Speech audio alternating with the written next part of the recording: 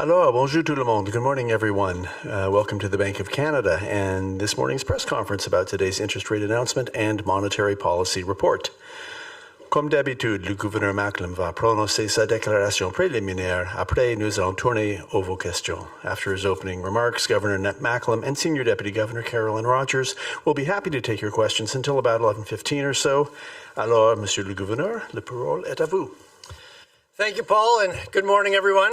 We are very pleased to be here, or I am very pleased to be here, with Senior Deputy Governor Carolyn Rogers to discuss our decision and our new monetary policy report. Today, we lowered our policy interest rate by 25 basis points. This is our sixth consecutive decrease and brings the policy rate to 3%. We also announced our plan to complete the normalization of our balance sheet, ending quantitative tightening. The bank will restart asset purchases in early March, beginning gradually so that its balance sheet stabilizes this year and then begins to grow modestly in line with economic growth. We have three main messages this morning. First, inflation has been close to the 2% target since last summer. Monetary policy has worked to restore price stability. Second, lower interest rates are boosting household spending and economic activity is picking up. But third, the potential for a trade conflict triggered by new U.S. tariffs on Canadian exports is a major uncertainty. This could be very disruptive to the Canadian economy and is clouding the economic outlook. Aujourd'hui, on a abaissé le taux directeur de 25 points de base. Cette sixième baisse consécutive fait passer le taux à 3%. On a aussi annoncé notre plan pour finir de normaliser notre bilan, en mettre fin au resserrement quantitatif. La banque va recommencer à acheter des actifs au début de mars. Les achats seront graduels au départ pour que son bilan se stabilise cette année et croissent ensuite modestement au rythme de la croissance de l'économie. On a trois grands messages ce matin. Premièrement, l'inflation est près de la cible de 2% depuis l'été dernier. La politique monétaire a permis de rétablir la stabilité des prix. Deuxièmement, les taux d'intérêt plus bas stimulent les dépenses des ménages et l'activité économique se redresse. Mais, troisièmement, la possibilité d'un conflit commercial déclenché par de nouveaux droits de douane américains est une source majeure d'incertitude. Ça pourrait beaucoup perturber l'économie canadienne et brouiller les perspectives. Since the scope and duration of a possible trade conflict are impossible to predict, the NPR projection we published today provides a baseline forecast in the absence of tariffs. We also provide some discussion of the potential consequences of a major trade conflict. Let me expand on the first two messages before turning to the threat of tariffs. First, inflation. A year ago, inflation was 3%. Short-term expectations were still elevated, and inflationary pressures were broader than normal. In recent months, inflation has remained close to 2%. Consumer expectations have largely normalized, and there is no longer evidence of broad-based inflationary pressures. Shelter price inflation remains elevated, but is gradually coming down. While we expect some volatility in CPI inflation due to temporary tax measures, our forecast is that inflation will remain close to the 2% target over the next 2 years. Second, growth. There are signs economic activity is gaining momentum as past interest rate cuts work their way through the economy. Lower borrowing costs are boosting activity in the housing market, as well as spending on big-ticket items like automobiles. The pickup in household spending is starting to broaden to other consumer items and is projected to strengthen further. Business investment has been weak, but is forecast to increase gradually. And the outlook for exports is being supported by new export capacity for oil and gas. Employment has strengthened in recent months, but with job creation having lagged labor force growth for more than a year, the labor market remains soft. The unemployment rate was 6.7% in December, and wage pressures, which have proven sticky, are showing some signs of easing. The bank forecasts GDP growth will strengthen from 1.3% in 2024 to 1.8% in 2025 and 2026. Growth in GDP per person is projected to pick up as lower interest rates and rising incomes support spending. The projected increase in overall GDP growth is more modest than it was in October, largely due to lower population growth that reflects new federal immigration policies. There are risks around the outlook, and Governing Council is equally concerned about inflation rising above 2% or falling below it. Absent the threat of tariffs, the risks to the inflation outlook are roughly balanced. Let me now turn to the question of tariffs.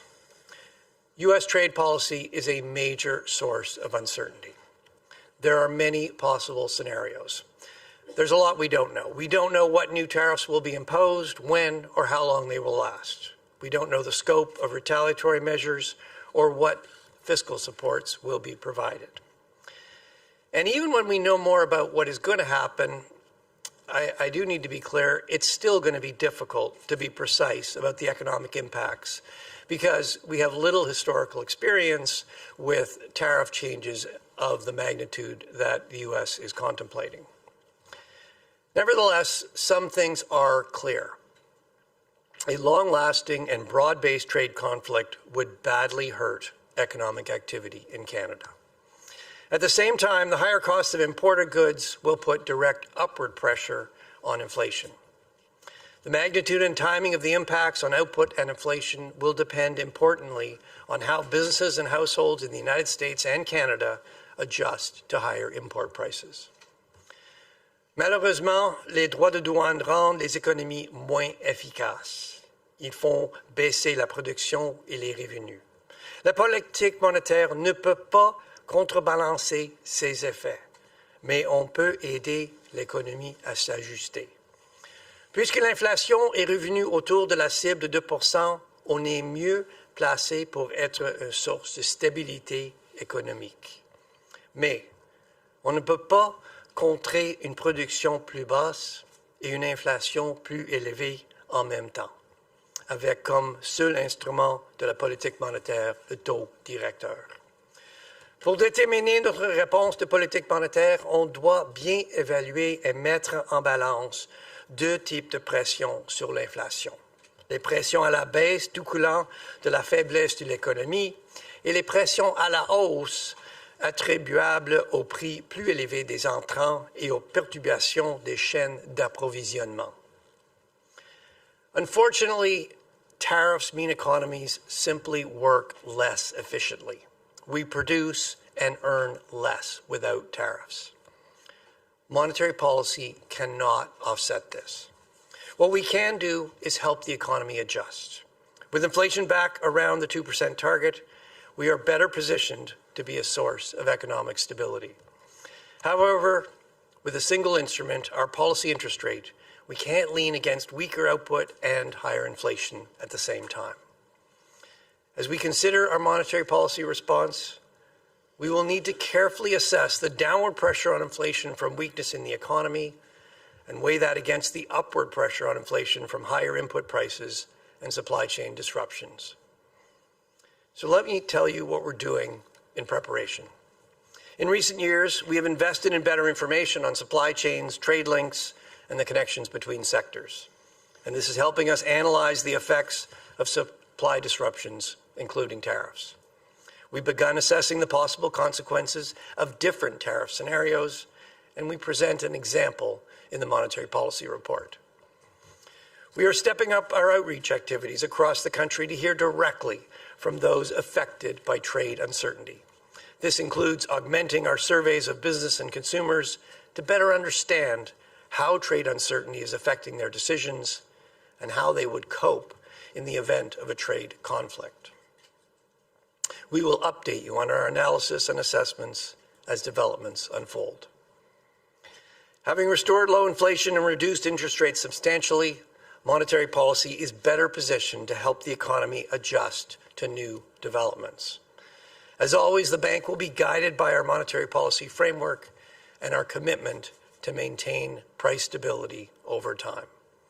With that, the Senior Deputy Governor and I would be very pleased to take your questions. Okay, thank you, Governor. And we will go to questions now, starting with the roughly dozen or so reporters I have here in the room in Ottawa, after which we'll go to those who have joined us remotely. As usual, I'll ask you to please limit yourself to one question so that every media outlet does get a chance to ask.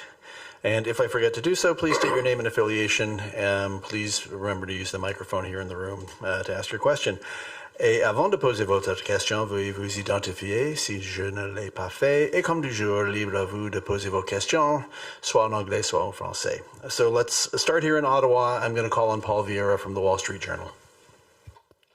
Governor, the decision talked about how the Canadian dollar is depreciated materially. Does this indicate that the so-called limits of policy divergence have been reached and BOC officials are worried about its potential impact on inflation? And would a weaker currency limit the Bank of Canada's ability to provide support in a trade conflict? Okay, you packed a lot in there, Paul. And I know you know this, but I do want to begin by reminding everybody that we don't target the exchange rate. The flexible exchange rate is an integral part of our monetary policy framework that allows us to gear monetary policy in Canada to the specific situation in Canada. So if you're asking us, has the movement in the Canada-U.S. exchange rate constrained our monetary policy decisions to this point? The answer is no.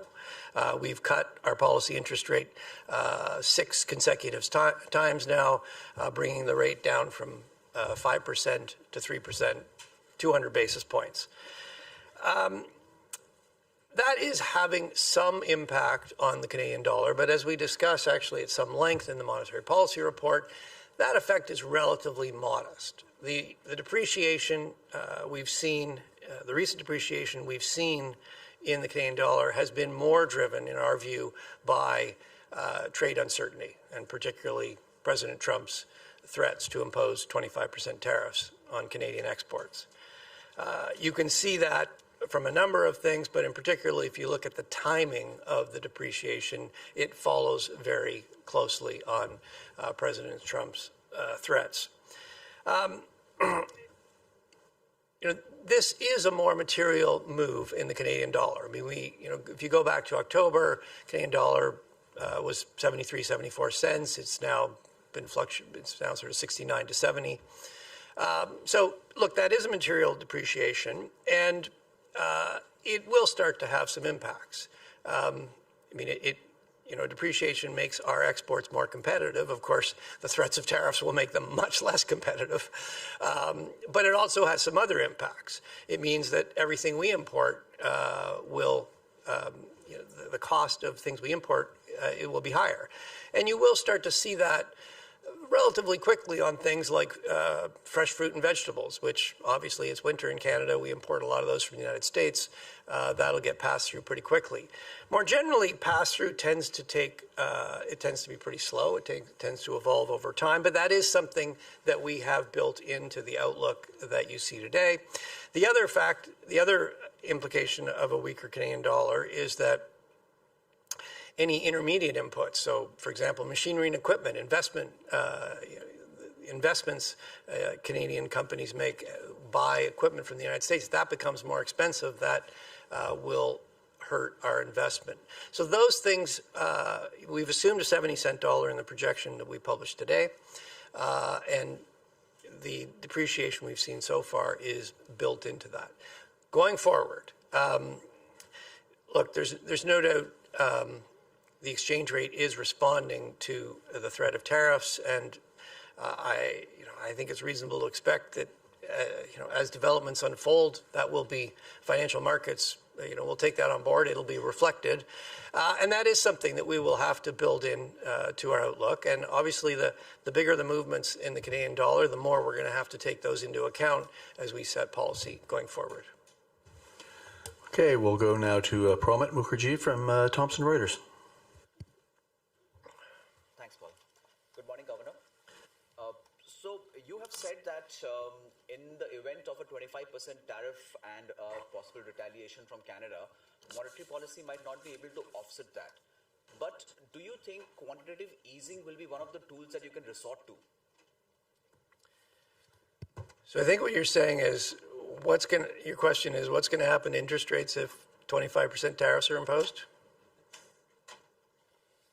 No, not actually. I wanted to understand that is quantitative easing one of the tools? Oh, quantitative easing. Sorry, I missed that part. Okay.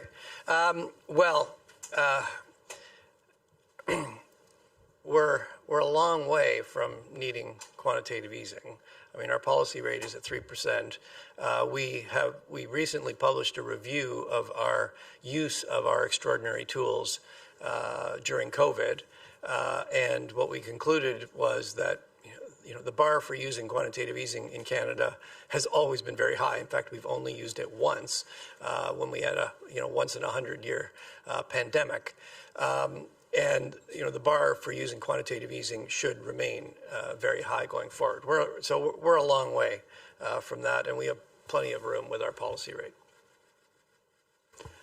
Okay, next I'm going to go to Kevin Carmichael of The Logic. I'm being told that the mics here in the room aren't picking up very well on the webcast, so please do your best to focus into the microphone when you're asking your questions. Kevin. Good morning. To what extent are the threat of tariffs baked into what you've done today, the policy decision and the forecast? I know you've laid out in excellent detail about how difficult it is to anticipate what might be coming, but did you try to factor in the tariff threat in any sort of way in what you've done today? Well, I'll answer that in two parts. With respect to the forecast that we published in the Monetary Policy Report, I think we're very clear. It assumes that there are no new tariffs. It does include a modest effect of the uncertainty being created by the threat of tariffs, particularly on investment. But effectively, in the projection, we're assuming that the threat of tariffs. It's a rather nice scenario. The threat of tariffs sort of dissipates, that uncertainty goes away, and we don't have to deal with it. We go on in the second part, of course, at looking at a scenario where there are broad-based and actually permanent new tariffs to give some idea of what the impact would be. But that is not a forecast. Coming to the decision itself, obviously the forecast is an important input in the decision, but obviously the risks around it also factor into the decision. We've got to look at the whole landscape.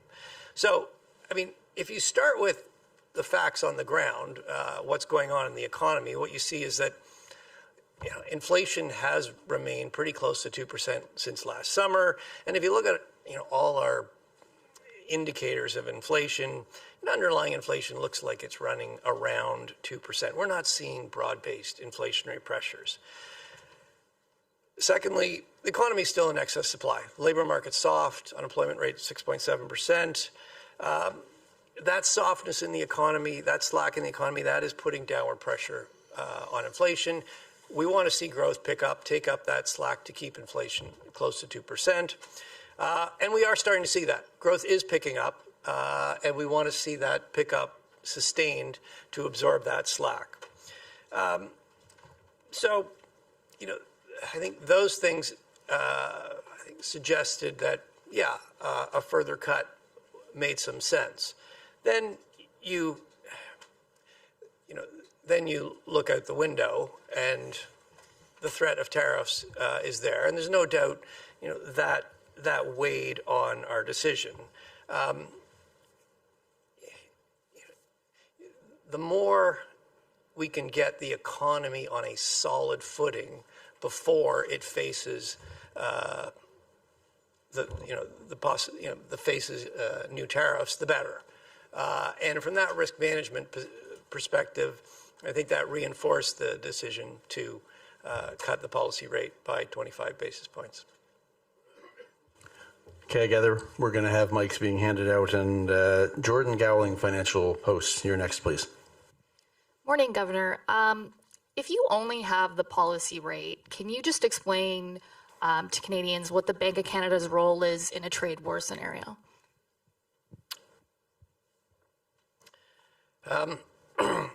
Well, obviously, we need to understand what a trade war would do to the Canadian economy. That's the first thing we need to do. We need to analyze it and assess it. Obviously, there's a lot of things we don't know right now. We don't know what new tariffs will be imposed, when, for how long. We don't know what retaliatory measures will be taken. We don't know what any fiscal measures will be taken in response. But there are some things that are pretty clear. In the case of a protracted, significant trade conflict, it would badly hurt economic activity in Canada. Economic activity would be lower, growth would be negative, growth would be lower for a period, and then it would eventually come back to where it was, but the whole path of the economy would be lower. Secondly, import prices will be higher, supply chain disruptions, both those things together will put some upward pressure on inflation. So I think as you were getting at, look, this is a complex shock for monetary policy because growth will be weaker, inflation will be higher. So, and yes, we can't lean against weaker growth and higher inflation at the same time. So, what are we going to be doing? Well, we're going to be assessing the relative weight of those two, and if the weakness on the economy that comes through as a result of tariffs and the downward pressure that's putting on inflation comes faster and is bigger than the upward pressure, then monetary policy, I expect, will be focusing more on supporting growth. On the other hand, if the inflationary pressures come through faster and are bigger, monetary policy is going to have to be more focused on guarding against persistent inflation. What are we doing right now? We're running different scenarios. We presented an example of one scenario. It's a pretty severe scenario in the monetary policy report. We're certainly looking at others, and we're stepping up our outreach activities to hear directly from Canadians and Canadian businesses. How are they coping with this uncertainty? How would they react to a tariff, a big change in tariffs?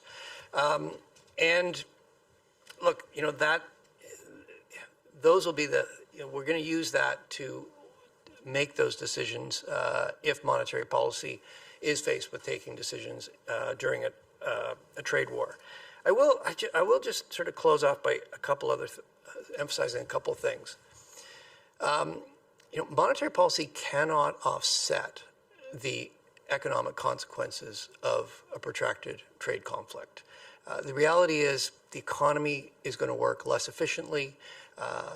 Canada is going to produce less. It's going to earn less. Monetary policy can't change that. It cannot offset it. What it can do is it can help the economy adjust to that and to try to be a source of stability through that adjustment. So the adjustment is less unpleasant than it otherwise would be. The other thing I'll say is that we have got inflation back down around 2%. We've lowered interest rates substantially. Growth is picking up. So the economy is in a better place. Monetary policy is better positioned to be able to react to developments and be that source of stability. Okay, next I've got Alicia Sikirska from Yahoo Finance. Go ahead, please, Alicia. Thank you so much for taking our questions. Governor, does the bank see potential tariffs as a one-time increase? Sorry, can you talk a little closer to the mic?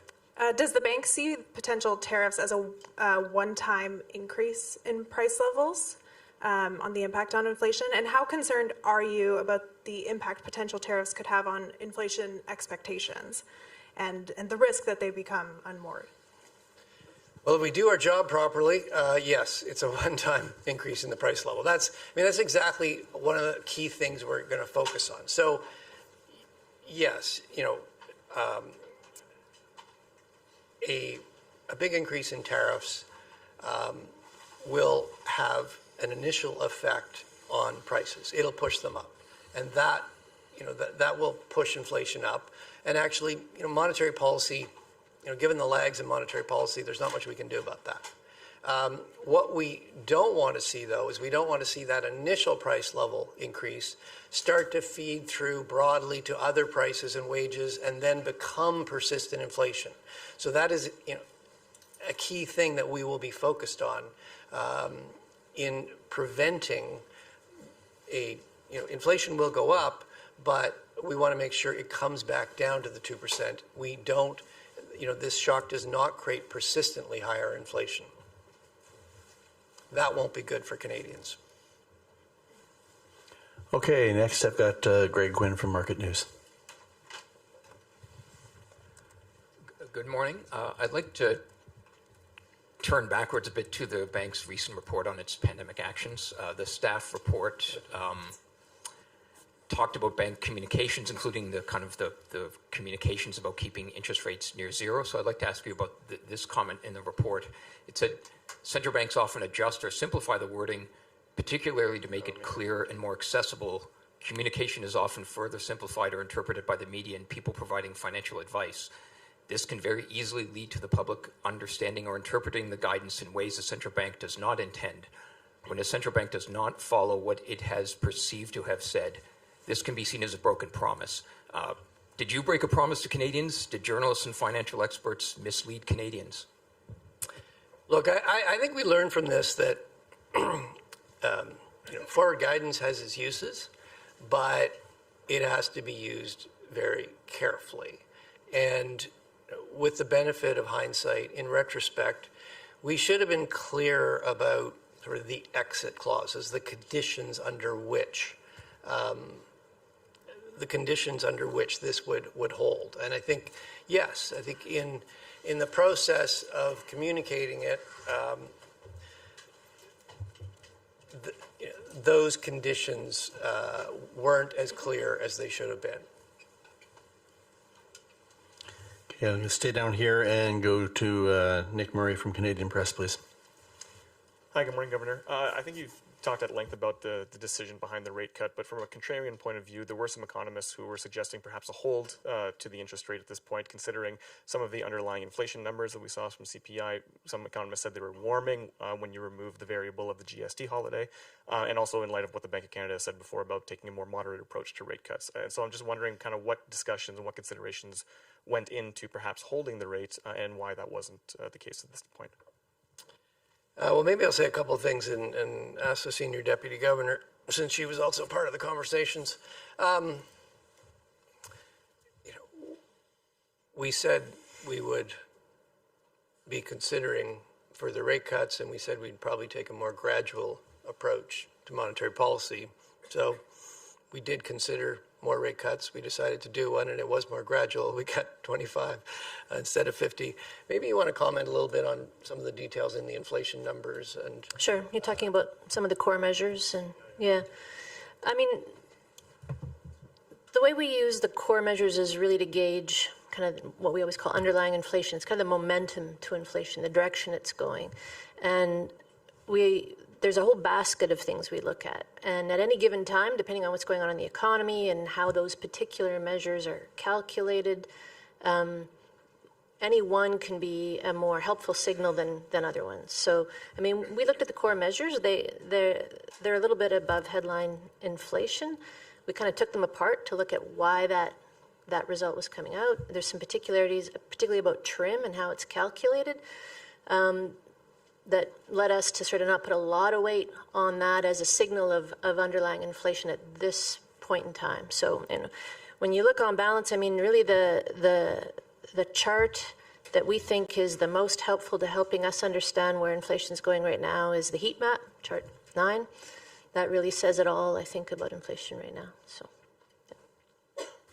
Okay, I'm going to go to the other side of the room and call on Mark Rendell for the Globe and Mail, please. Thank you for taking the question. You've mentioned a couple of times how monetary policy isn't particularly well equipped to respond to a kind of stagflation shock or price level shock like we're seeing with a tariff. Does that mean that fiscal policy needs to take the leading role in response to a trade war? And if so, are there more and less effective measures that provincial and the federal government could take in this scenario? Well, Mark, I know you know this, but I have to say it again. Fiscal policy is the responsibility and the purview of elected governments. The Bank of Canada, we have a big job. Monetary policy, we focus on that. We leave fiscal policy to them. Look, clearly, just as we're looking at different scenarios and thinking about what's coming, so are governments across the country, whether that's retaliatory, possible retaliatory measures to tariffs or possible fiscal measures. The only thing I will say is, monetary policy by its very nature is a very blunt instrument. There is one interest rate for the whole country, for every sector, for every Canadian, and in some sense, that's what makes monetary policy quite effective, but it also means that monetary policy can't differentiate between sectors or industries. It's the same policy rate for everybody. Fiscal policy can be more targeted, and I think that's what you were getting at. Again, those decisions are decisions of elected governments, and we will leave it to them. OK, la prochaine question vient de Olivier Ferramboissé du réseau TVA. Bonjour à vous deux, merci de prendre nos questions. Les marchés s'attendent à ce que la Fed maintienne son taux cet après-midi. L'écart s'agrandirait donc avec le taux canadien. Vous avez dit à plusieurs reprises que vous aviez une marge de manœuvre avant que l'écart ait un impact trop important sur la valeur du dollar canadien. Le dollar est déjà affaibli par l'incertitude d'une guerre commerciale. Êtes-vous arrivé au bout de cette marge de manœuvre-là? Donc, nous avons discuté dans le revue sur la politique monétaire les raisons pourquoi on a vu la dépréciation de taux d'échange canadien. Et c'est vrai que le fait que nous avons abaissé de manière importante, substantielle, notre taux directeur est un facteur pour cette dépréciation, mais notre analyse suggère que l'effet de l'écart des taux d'intérêt au Canada et aux États-Unis n'est pas le facteur le plus important. Cet effet est relativement modeste. L'effet plus important, c'est l'incertitude à cause des droits de douane. Si vous regardez le timing du changement de taux d'échange, ils sont liés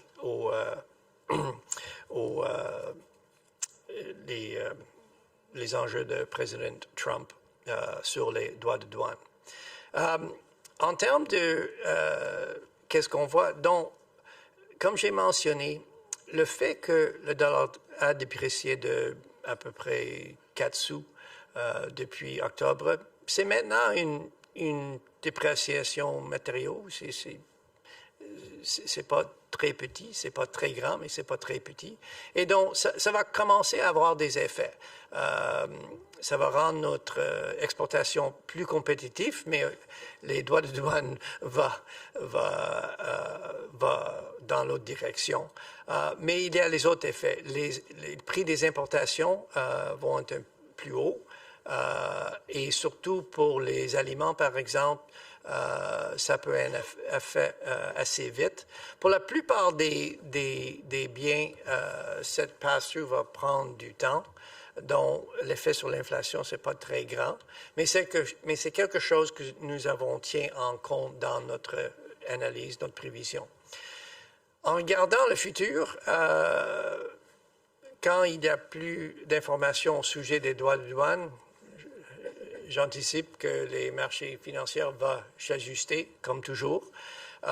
Et si le dollar déprécie plus, ces effets vont être encore plus importants et on devrait prendre encore plus de ça dans notre analyse. Donc, je vais juste finir de souligner qu'on ne cible pas le taux d'échange. Nous avons un taux d'échange flexible et le fait que le taux d'échange est flexible, c'est un aspect important de notre cadre de politique monétaire. Ça nous laisse aux banques du Canada à gérer la politique monétaire pour les besoins de l'économie canadienne. Okay, I'll come back to this side of the room for Mackenzie Gray from Global, please. Hi there, Governor. You mentioned before that the scenario that presented in the NPR today is a very severe one, but I'd just like to get some kind of clarity on what your base case assessment is. If the 25% tariffs come in, is it the bank's feeling that there will be a recession and that inflation will go up at the same time? Well, yeah, so just to underline, this is, the scenario we chose is a severe scenario. It's a 25%, so the U.S. puts 25% tariffs on every country, not just Canada, every country. Every country responds one for one with 25% tariffs on the U.S., and this is permanent. It's not, sort of a first shot to a subsequent negotiation. It's permanent. So it is a very severe scenario.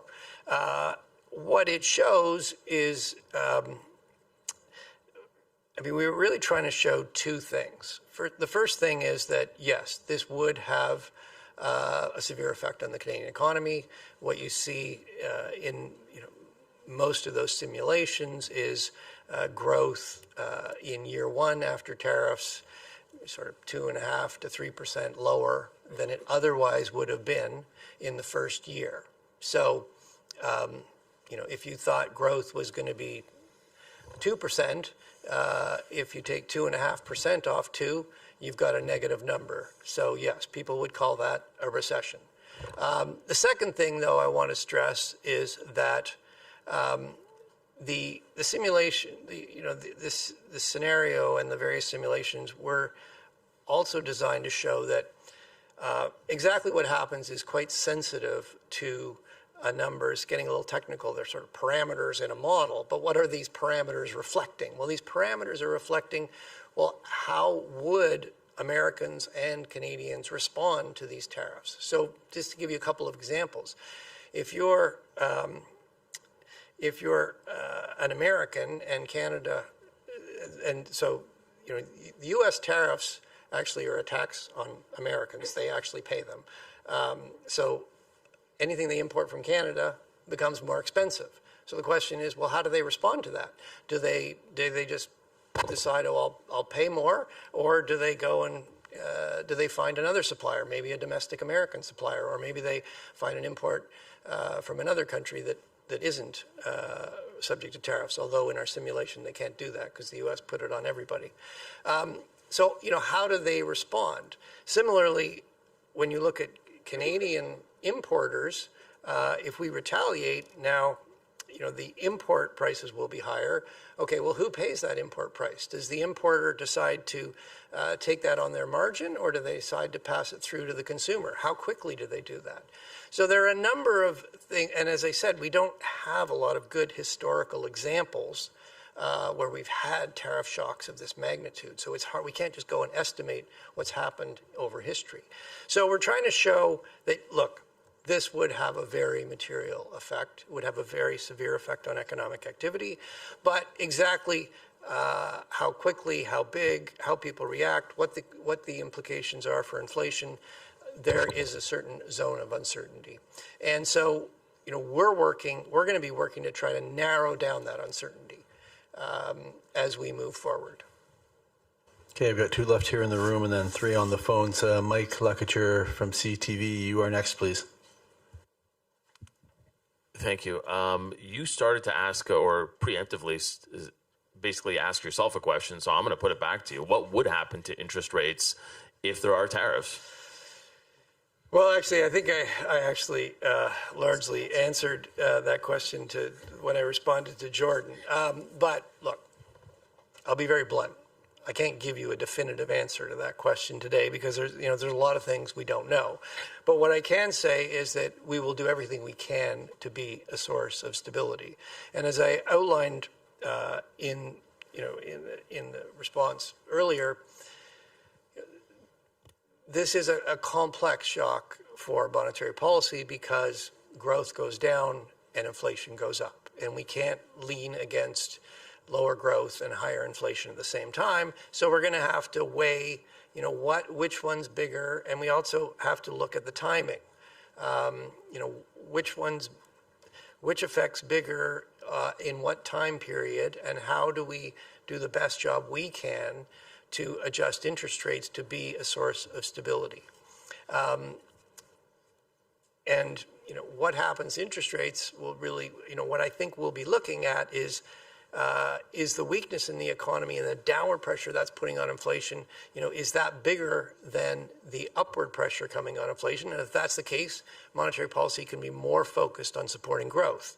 On the other hand, if the inflationary consequences come through quicker and are bigger, monetary policy is going to have to be more focused on guarding against ongoing inflation. As I said, we are upping our outreach to Canadians to try to understand exactly how they're going to cope with new tariffs if they come in. And just to underline something I said before, monetary policy can't offset the effects of higher tariffs. Economic activity will be lower.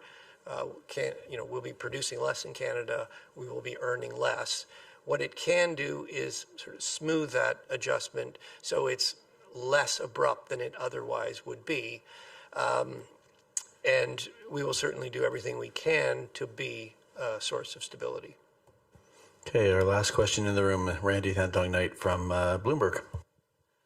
Hi, Governor. How should we interpret your decision to remove any rate guidance from your policy statement today? Well, I think the answer to that's pretty simple. There's a lot of uncertainty out there, and it just didn't seem very useful to provide guidance. I think we've been pretty clear. Here's how we see the economy without tariffs. We don't know what the U.S. is going to do, and even when we do know more, we're going to have to do some more work to figure out exactly how that's going to play out through the economy. So, didn't seem very useful to provide guidance. Okay, that's it for Ottawa. We're going to go to the phones now. I'm just going to remind people, come off mute only to ask your question. Go back on mute as soon as you finish so we can all hear the question. We've got 3 folks and we're running out of time, so let's get right to Max Sato from Mace News, please. Thank you, Paul. Paul, good morning, sir. My question is for both of you. We saw a brief moment of a CPI drop from a year earlier at the start of the pandemic, and back in the late 1990s, Canada had a period of disinflation, and at that time, the Bank of Canada under Governor Thiessen cut interest rates, and I remember inflation quickly moved back from disinflation. And I understand you're more concerned about inflation caused by trade wars, but looking beyond that, is it still possible for the Canadian economy to face disinflation or deflation again, and how would you prevent that sort of situation, and how would you respond if it ever happens? Thank you. Well, I'll be very brief and ask the Senior Deputy Governor to chime in. I mean, look, our job is to maintain price stability, and our focus is making sure we don't have inflation that's well above our 2% target, or we don't have inflation that's well below the 2% target, and certainly not deflation. That's what, that's going to be our focus through, the possibility of a big tariff shock. And, I think I've been pretty clear. We've got to really understand everything that's going on in the economy to do that job. But I don't know if you can add anything. Tough to add to that. The scenarios that we presented in the NPR are just that. They're meant to help you understand how we're thinking about the different effects on the economy that could come as a result of these these threatened tariffs, but they're not a crystal ball. They're models. They'll give us a sense of the different decisions that we're likely to face, but we'll have to face them at the time. Okay, next is Rob McClister from Mortgage Logic News, please. Rob. Good morning. Thank you for the great scenarios in NPR today. It's argued that tariffs provide a one-time boost to price levels. But 3 or 4 years ago, it was also said that COVID-related inflation would be everyone's favorite word, transitory. 1-year inflation expectations then surged almost 5 percentage points in 19 months. Would you agree that recent history seems to support the fact that one-time price surges and support measures can evolve into spikes in inflation expectations? I mean, this is similar to the question we had earlier, right? And that is exactly the scenario we would want to guard against, Rob. So initially, tariffs present a one-time price increase, but they can reverberate, just like we saw things reverberate in COVID. So that's exactly the scenario that we would be wanting to guard against, and why we would need to react if inflation takes off. If the inflation forces are stronger than the downward forces on growth, then it seems clear what we would need to do. And finally, we have Anis Hedardi from CBC. Go ahead, please, Anis. Hi there. So given that you have told us that, monetary policy cannot really do much in these cases, and we know that Donald Trump has said repeatedly, or at least his administration, that February 1st, Saturday, is the day something is happening. What are you folks going to be doing on Saturday morning or Saturday afternoon? And what comes next? Well, I will be watching the news very closely, as I imagine most people in this room will. I think as we know more, we have more clarity of what's going to happen. We can start to, build that more into our analysis. And look, we're going to have to take our decisions in real time as developments unfold. What I can tell you is that, if there are major developments, if there are big changes, we will update you on our analysis. We will keep you informed of how we think, how we see things evolving, and what's on our mind as we're all faced with managing through this. And that concludes today's press conference. Thanks to the Governor, Senior Deputy Governor, and all of you for joining us. We'll see you next time. Thank you very much.